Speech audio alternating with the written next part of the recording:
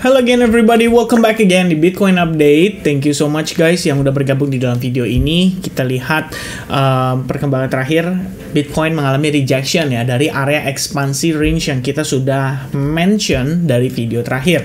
So teman-teman sekalian, kalau kalian masih ingat, ini baru banget kita update, jadi masih fresh, weekly update, ekspansi range, Bitcoin time frame weekly dan lain sebagainya. Jadi sebenarnya area range yang saya expect untuk Bitcoin testing itu adalah di kisaran supply zone sampai dengan level bottomnya itu ada di $25.150 lebih kurangnya.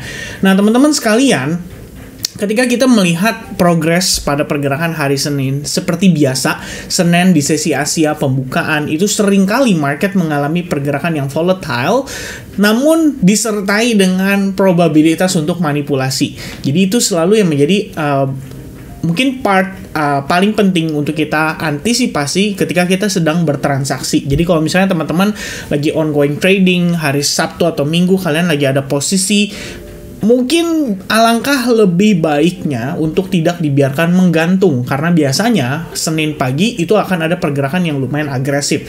Namun secara direction kita nggak bisa tentukan kemana dia akan bergerak, karena biasanya Senin pagi itu benar-benar cukup manipulatif ya. At least based on my experience, based on trading journal yang saya punya sejauh ini, itu paling nggak bagus tuh kalau saya maintain posisi overnight dari Minggu ke Senin. Itu biasanya lebih seringnya tuh bukan profit tapi lebih sering sebaliknya. That's why saya cukup menghindari kondisi tersebut. Nah teman-teman sekalian, ini adalah chart yang kebetulan saya pakai pada update sekitaran hari Minggu kemarin. Jadi kalau kalian lihat ini masih sama purchase, cuma bedanya ini ini adalah time frame weekly ya, daily sorry. Dan di sini ya kita pakai daily juga sih. Alright, so saya deketin dulu, kita zoom in dulu. Nah, ini biar kelihatan mirip ya, teman-teman. Bukan mirip karena disama-samain, tapi memang mirip karena ini memang chart yang masih saya pakai. Kalau kalian lihat di sebelah kiri, ini masih ada kode broker yang saya pakai atau kode exchange yang saya pakai. Dan dari segi range-nya, itu benar-benar ngejar sampai ke supply zone. Jadi kalau kalian mungkin lupa, saya akan refresh sedikit. Kalian bisa turun time frame ke 4 jam. Dan kalian bisa lihat, this is the only consolidation before price going down.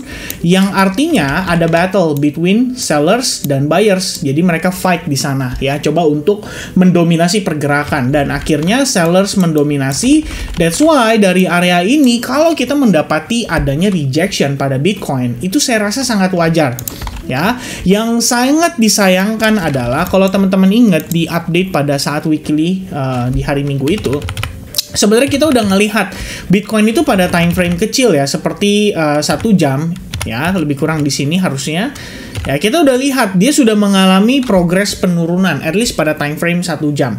Tapi yang terjadi adalah menjelang closing pada time frame 4 jam, kita lihat harga Bitcoin tuh kembali bergerak di dalam area konsolidasi. Jadi ibaratnya kalau teman-teman turun ke 1 jam, itu jadi seperti fake out. Ya, jadi seperti fake out.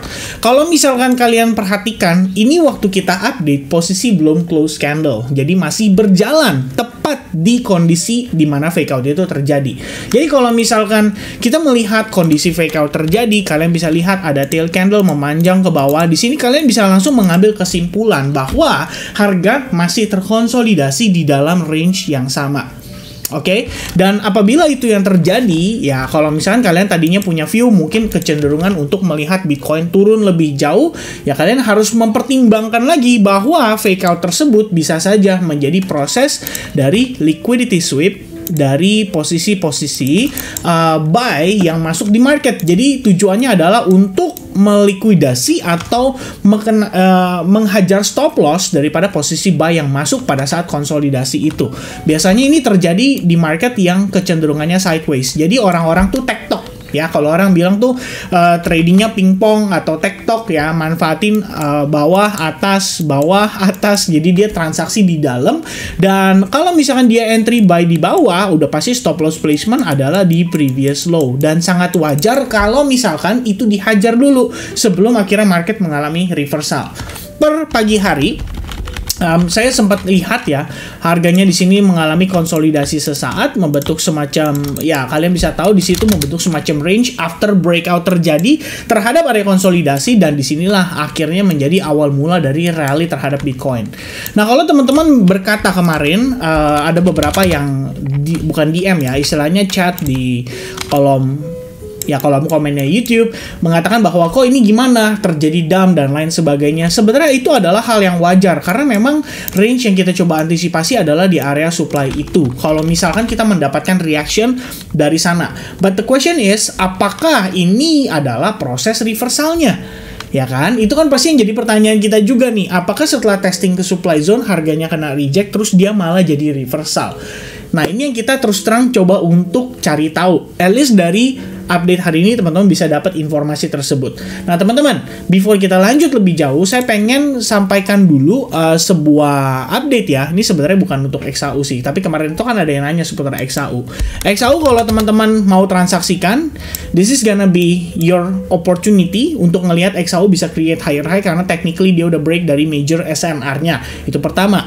Dan kemudian sudah ada proses retest yang proper terhadap SNR tersebut. Jadi di time frame 1 jam, kalau kalian lihat close candle tampak akan membentuk seperti bullish engulfing, dan ini bisa menyebabkan XAU kembali nanjak dan memfollow up buying momentum yang ada pada pergerakan saat ini hingga ke area yang lebih tinggi, mungkin di kisaran range 1940-an sampai 1950-an, yaitu antisipasi sementara. Nah, teman-teman, yang kita mau bahas bukan itu ya. Jadi ini selingan aja atau iklan. Saya tadi sempat ada ngelakuin analysis. So, where is it? Let me check. Oke, this one ya, teman-teman. Dan ini analysis sudah saya update juga melalui Twitter. Jadi kalian bisa cek di Twitter saya. Intinya, the idea of this analysis adalah kita ngelihat bahwa retracement yang terjadi atas swing ini itu sudah terjadi sebanyak 100%. Ya, kalau kita lihat secara momentum, seandainya teman-teman melihat pergerakan sebuah market dalam keadaan uptrend, harusnya kan seperti ini. Dia retrace itu sebanyak-banyaknya, ya mungkin teman-teman bisa antisipasi 70-80%, tapi dia tetap masih bisa naik. Reasonnya adalah karena biasanya ada area demand dan lain sebagainya. But kalau misalkan progresnya sudah 100% retracement, berarti kalian tahu there must be something wrong with the momentum dari candle yang ini atau dari swing yang terjadi sebelumnya.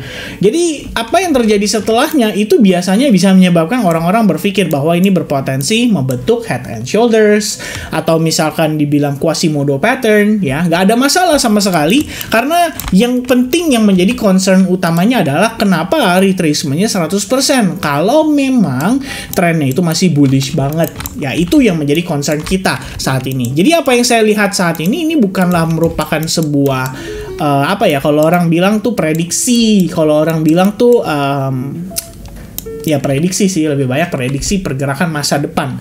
Ya kita nggak bisa tahu dengan pasti apakah akan seperti itu ya. Tapi yang saya tahu adalah 100% retracement ini wajib kita antisipasi ya. What if retracement ini bisa saja menjadi hanya dead cat bounce untuk penurunan lanjutan? Itu bisa terjadi ya, atau mengejar sampai golden ratio. Seperti biasa, Bitcoin punya kebiasaan buruk yaitu fake out before reversal, dan mungkin Fibo 61% ya dilewatin dulu dikit baru kemudian terjadi reversal. Itu juga ada possibility-nya. Nah, untuk saat ini kita nggak akan tahu pasti sampai FOMC nanti di hari Rabu atau di Kamis pagi. Jadi saya pikir sangat penting dari segi fundamental itu untuk kita ketahui terlebih dahulu, karena bigger players, market maker akan make a move based on fundamental tersebut. Ya, kalau misalkan Jerome Powell tiba-tiba secara mendadak dia memberikan statement yang dovish, padahal CPI-nya masih dianggap lebih tinggi dari CPI bulan lalu, maka kita tahu market bisa jadi mengalami shock terapi ya, tiba-tiba dia bisa bullish banget signifikan karena di luar ekspektasi. Ketika orang melihat angka CPI-nya naik, PPI-nya naik, akan menjadi alasan yang sangat masuk akal kalau Jerome Powell itu tetap hawkish. But the problem is kalau misalkan dia jadi dovish, itu yang aneh dan itu yang unik. Ya, mungkin jika itu terjadi, ya sangat possible menyebabkan market tiba-tiba mengalami rally yang signifikan, bahkan break terhadap 29.100 dan bisa lebih tinggi lagi, ngejar ke 30.000 dan even di atasnya. Tapi kalau misalkan Jerome Powell tetap hawkish, kita perlu tahu bahwa untuk bigger players melakukan aktivitas transaksi, mereka butuh juga likuiditas di pasar. Dan likuiditas di pasar itu dibutuhkan untuk mereka bisa berjualan atau membeli barang atau aset dari sebuah ya instrumen, ya kalau kita bilang instrumen pasar modal yang ditransaksikan di market, dan saat ini Bitcoin adalah salah satunya. Dan untuk mereka bisa melakukan itu, I don't know guys, maybe mereka butuh yang namanya fake out dulu.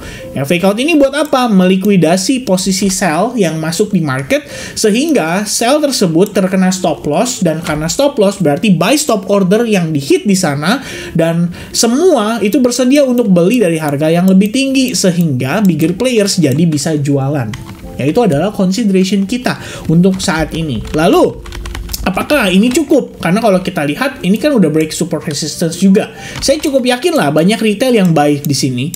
Ya, mereka melihat bahwa this is flip bias dari dari resistance menjadi support, dari bearish menjadi bullish, dan in the short term memang kita antisipasi possibility untuk relief rally. Tapi pertanyaannya sampai kemana? Ya, maka kalau kita berbicara sampai kemana, sejauh mana, antisipasi kita adalah level 29.000 ini. Dan ini akan menjadi skenario yang sangat menarik sebab di sini kita jadi seperti breakout nih dari previous high yang menyebabkan orang-orang berpikir Bitcoin siap untuk rally kembali. Pada akhirnya, apakah ini menjadi bentuk dari manipulasinya? Saya pikir itu masih berpotensi untuk kita antisipasi. Jadi untuk saat ini, ada baiknya teman-teman sekalian itu tetap aware dengan possibility dari rejection yang terjadi pada Bitcoin, ya, terutama pada area supply ini. Kalau kita lihat, after rejection, apa sih yang terlihat? Oh, sejauh ini saya melihat adanya konsolidasi saja. Ya, jadi kita belum clear nih, ini mau dibawa kemana. Kalau misalkan dari konsolidasi ini, kemudian Bitcoin mengalami breakdown, oke, maka next area yang dituju adalah VWAP, yaitu di kisaran 26.200 sampai 26.400, plus area yang sama, yaitu major support resistance, yang kita sudah marking dari video beberapa waktu yang lalu, ya lebih kurangnya seperti itu. Dan kalau misalnya kita ngelihat retracement, once again Anda tetap harus waspada terhadap kemungkinan kena reject dan bisa berbentuk yang namanya head and shoulders pattern, jadi dia bisa bergerak lebih rendah lagi. Nah, itu kira-kira teman-teman update saya seputar pergerakan Bitcoin saat ini. Range kita masih sama, as long dia nggak break dari supply, berarti kita bisa dibilang ya permainan atau pergerakan Bitcoin menjelang FOMC mungkin akan berada di antara range area ini. Ya, bisa konsolidasi, bisa juga dia breakdown lagi dan testing lagi ke level di bawahnya, atau kalau misalkan ini yang terjadi, then we have to review lagi analisis kita yang terakhir dan kita coba untuk lihat kemungkinan berikutnya, ya. Tapi sampai itu terjadi, saya pikir terlalu cepat kalau kita bahas, nanti jatuhnya jadi teman-teman memperkirakan, atau bukan memperkirakan sih, menganggap bahwa video ini adalah prediksi masa depan.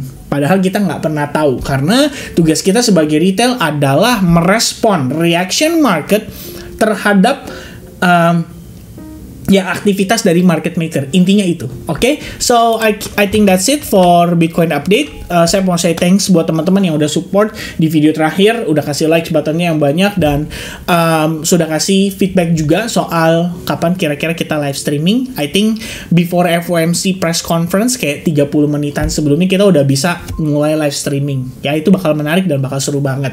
So I'll see you guys again in the next update, and God bless for everyone. Sampai jumpa juga di day-to-day update Telegram. Cheers guys, bye-bye.